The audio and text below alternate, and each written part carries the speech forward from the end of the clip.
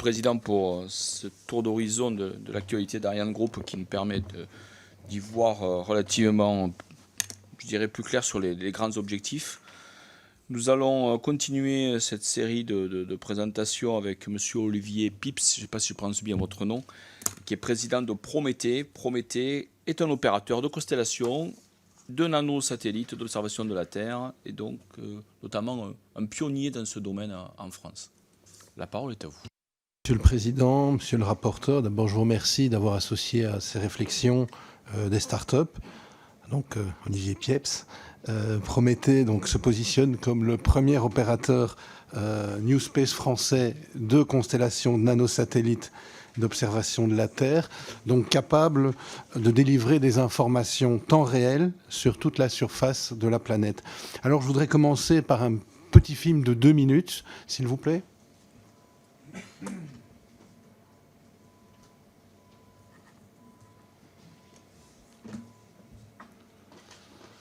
Il faut mettre au début, peut-être, ça c'est la fin. Voilà, merci.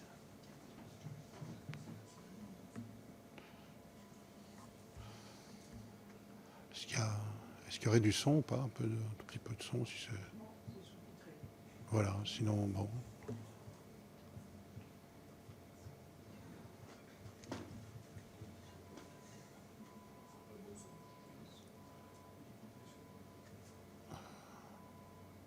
On essaye, sinon on le fera sans le son. Hein. On m'a toujours dit que sur Internet, il fallait mettre des sous-titres. On le voit.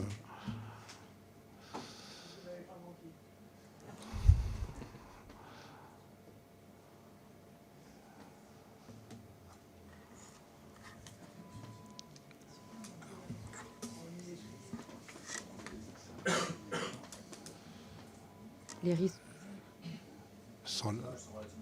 Voilà, sans la voix. Mais on va continuer comme ça. Sécheresse.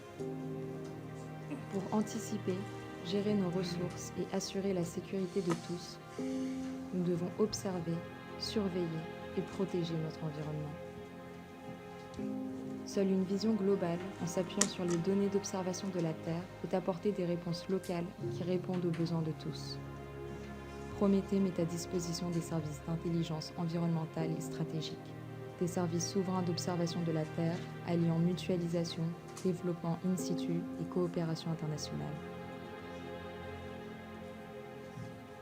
Une plateforme proposant l'observation de la Terre avec des fréquences de revisite inégalées qui permet de bâtir en local et en toute autonomie des applications sur mesure pour des solutions durables alternatives.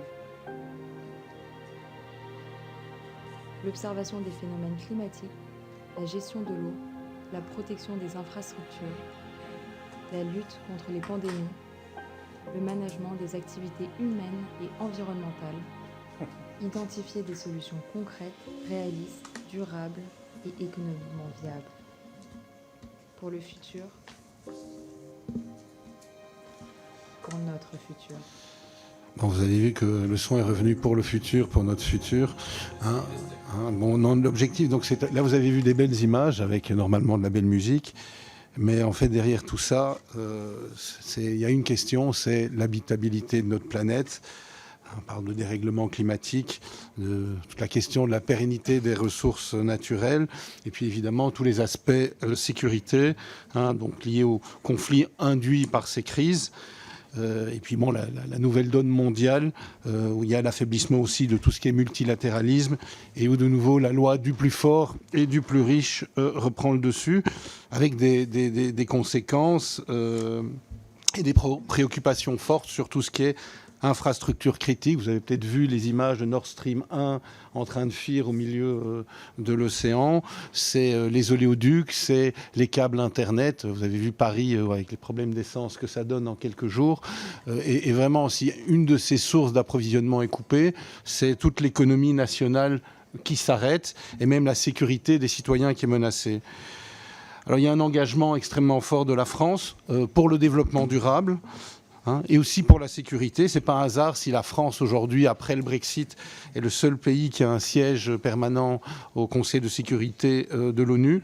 Donc c'est une responsabilité extrêmement forte face aux Européens. Et donc il y a besoin d'une vision globale, actualisée, pour être en mesure de tenir sa place et de prendre les bonnes décisions. Alors aujourd'hui, la seule techno, le seul outil qui répond à ce besoin, c'est l'observation de la Terre en temps réel, qui est fournie par les constellations de nanosatellites. Alors je crois que les Chinois et les Américains, ils ont compris ça depuis longtemps, ils ont 5 ans d'avance. Les Américains ont décidé de s'appuyer sur les acteurs New Space privés, ils les ont financés massivement dès leur naissance. Et puis même cette année, vous avez vu, il y a 5 milliards qui a été versés en commande publique par le gouvernement américain, par la défense, sur Black Sky, Maxar et Planète, avec un objectif clair, c'est tuer dans l'œuf l'émergence donc d'un compétiteur européen. Donc c'est la vraie question qu'il faut se poser, c'est est-ce qu'on veut fonctionner pour longtemps avec des images américaines, je parle du temps réel, ou est-ce qu'on pense que pour l'observation de la Terre, cette souveraineté est importante ? Alors nous, on est une petite start-up. Alors bon, c'est quoi une start-up ? Ça part d'une idée folle qui trotte dans la tête et puis on ne sait pas l'enlever. Et puis moi, ça m'a fait quitter la sécurité et le confort du siège d'une société du CAC 40 avec vraiment l'obligation de donner vie à cette idée. Mais une start-up, la vie d'une start-up en France n'est pas facile parce qu'il y a la dualité crédibilité, financement. En fait, pour avoir du financement, il faut être crédible. Et en France, pour être crédible, il faut avoir du financement. C'est un peu un serpent qui se mord la queue. Mais la France est formidable parce que si on met de l'énergie, si on se lie aux bonnes personnes, on a le soutien des institutions. On a été accompagné, et je tiens à insister, depuis le début, par le CNES, ça celle des Space Tickets en particulier, par la BPI, par la DGE, puis on travaille encore, et puis il y a un plan de relance spatial CNES, DGE, Union européenne qui est organisé juste après le Covid. On le gagne, ce qui nous permet aussi d'avoir nos premières levées de fonds. Et là, on progresse en crédibilité et on devient un acteur, même un acteur à l'export. Alors pour nous, c'est important de s'associer aux acteurs traditionnels du secteur. On parlait donc c'était quoi le terme ? C'était les grands... les 3 grands primes européens. Pour nous, c'est vraiment important. Et parce qu'avec eux, notre ligne directrice, si on n'a qu'une, c'est la complémentarité. Donc on gagne le plan de relance et on travaille avec Safran. Et c'est formidable. Il y a 1,5 million d'euros qui arrivent chez Safran pour lancer sa nouvelle gamme de caméras spatiales. Je trouve que c'est assez formidable, quoi.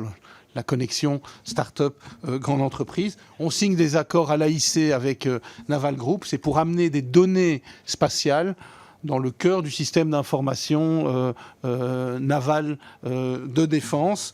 Et on signe des accords en moins de 2 mois. Ça veut dire que grandes sociétés et start-up, on peut aller très vite. Et puis la France réagit à cette menace d'hégémonie américaine. Je tiens à souligner la révolution copernicienne qui s'est passée au CNES, initiée par Philippe Baptiste, qui décide de mettre l'innovation liée aux start-up vraiment au cœur du réacteur, évidemment à côté des acteurs patrimoniaux. Nous sommes, je répète, complémentaires. Et puis la France lance le gouvernement, c'est France 2030, qui est clé pour nous, parce que ça génère de la commande publique française. Ce qu'ont fait les Américains, c'est vraiment une grande partie de la solution pour nous, start-up. Alors qu'il y a... Ce qui est fondamental, et je souligne ce point, c'est la vitesse d'exécution, parce que le processus est quand même complexe, il y a beaucoup d'interlocuteurs. Alors ça s'est passé de manière remarquable sur le plan de relance, et c'est important que ça aille vite aussi sur France 2030, qu'en 6 à 9 mois, l'argent arrive, parce que les startups, on est quand même très fragiles d'un point de vue financier, et le timing est vital, est existentiel. Et puis à l'Europe, c'est le sujet aussi du jour quand même, qui est un grand réservoir pour l'expertise. Si on veut être excellent et se battre face aux Chinois, face aux Américains, il faut regarder au niveau européen. C'est aussi la taille critique du marché. Alors cependant, la France est quasi absente des fonds européens destinés aux start-up. Alors les Belges et les Espagnols se sont servis à l'envi de ces outils et on s'est retrouvé un peu dans une situation de concurrence presque déloyale. Alors c'est ce que je vous demande. Il faut financer les programmes européens type BAS, Scale Up, InCube. On en a besoin. On a besoin de votre soutien sur ce point. En conclusion, toutes les GAFAM, vous le savez, elles sont américaines. On a été distancé sur les vols habités, plus pour longtemps, vu ce que j'entends. Hein. Bon, la situation sur nos lanceurs, on est attaqué sur nos lanceurs. Alors la place de la France dans l'Europe et donc de l'Europe dans le monde dépend aussi des choix qui seront pris sur les constellations temps réel.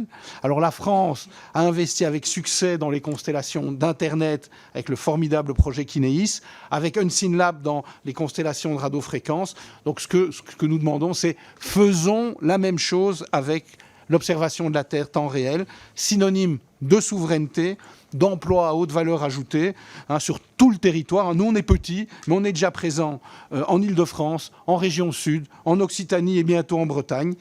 Et alors, le spatial et les constellations d'observation de la Terre sont des outils essentiels pour construire un monde durable et plus sûr. Donc, s'il vous plaît, aidez-nous à avancer. Merci. Merci Monsieur Pieps, je pense qu'on vous a entendu et on pense qu'avec l'énergie que vous développez, vous n'allez pas rester longtemps une start-up. Donc, tout le mal qu'on vous souhaite.